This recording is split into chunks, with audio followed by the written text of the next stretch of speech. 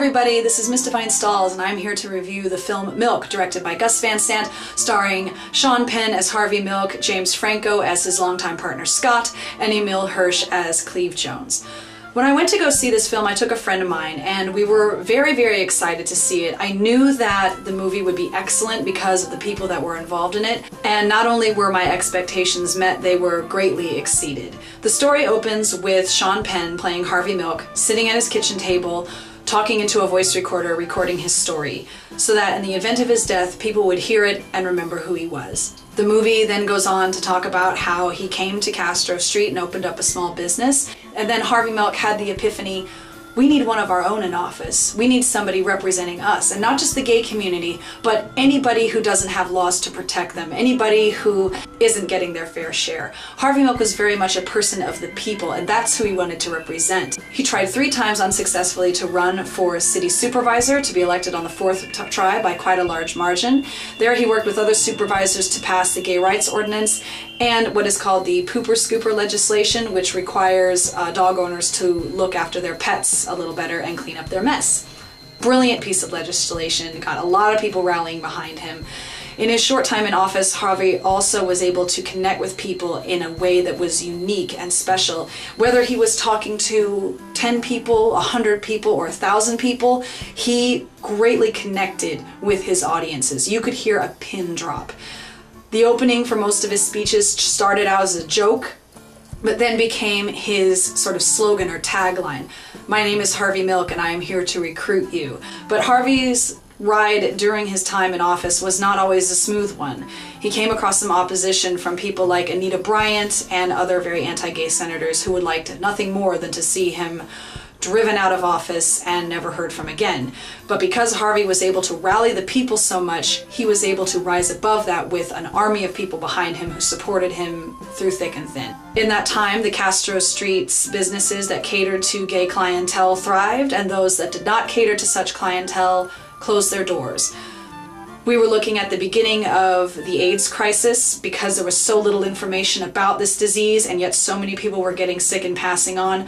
Harvey and the people that worked for him started looking at ways to combat this illness, learn more about it, figure out how to combat it in a way that's not discriminatory but healthy and practical. Harvey was one of the first great gay activists in this country. He was also the first openly gay official elected to public office. Harvey inspired so many people that in the wake of his assassination in 1978, a huge candlelight vigil organized by a young Cleve Jones was a major, major event, and news of his death spread across the country and across the world. This film not only does so much justice to the work of these people, but it also tells the story in a way that has just enough heart, just enough sorrow, and just enough empathy to not be considered over the top or sappy. I think Gus Van Sant did a marvelous job with it, particularly in the areas of story construction, character, and cinematography. The look of the film is spot on. It has a 70s throwback to it. The people there look like real people. Those playing major characters actually look like the people they're portraying. They did a masterful job, and I knew that the film would be excellent because of the people involved behind it. When I went, it was a weeknight, a late night showing. I went with a friend of mine. We sat in the 3rd or 4th row, and during the film it was dead silent. Everybody was paying attention. Everybody was enthralled in the story.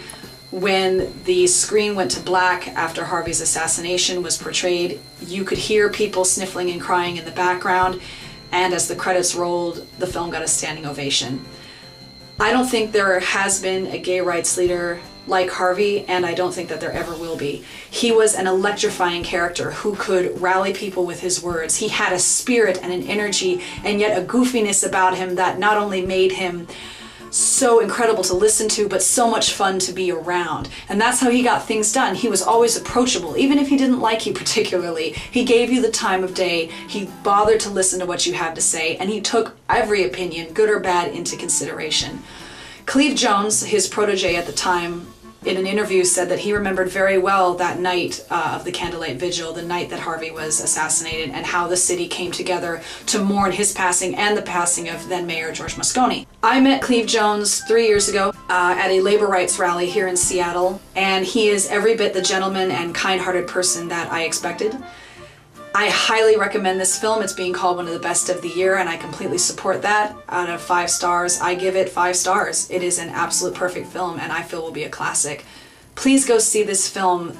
We are in a culture that requires a lot of hope, a lot of positive outlook, a lot of humor, a lot of just general positive thinking, and that was Harvey's thing. He said constantly, you've got to give them hope. You have to face your oppressors head on and not back down. And that's exactly what he did, and I feel that's exactly what this country is starting to do right now. When my friend and I left this film, we went to a local bar and we were sitting there talking, and we said, you know, I really feel inspired to really do something with my life, and I want to do something important, whether it's on a local level, a personal level, a national level, whatever that might be. And I hope that when you go to see this film, you feel in the same way, and that you get out there and try to do something good. In the spirit of that, and in the spirit of how bleak a lot of things look right now throughout the world, I'm putting together a collaborative video. It's going to be animated, and what I need is anybody who wants to get involved is welcome to do so. Please send me a clip of you saying the peace poem that is in the sidebar. There will be an email link and a link to the website where I found this poem. If you can say it in other languages, that would be super fantastic. That would be a big, big help. I already have Russian. Thank you, Anastasia, for your contribution. Don't worry about what format you send the film in. Please send it through yousendit.com, and be sure to include your name and your YouTube account name so that I can credit you properly. Thank you all very much, and have fun watching the movie. Bye.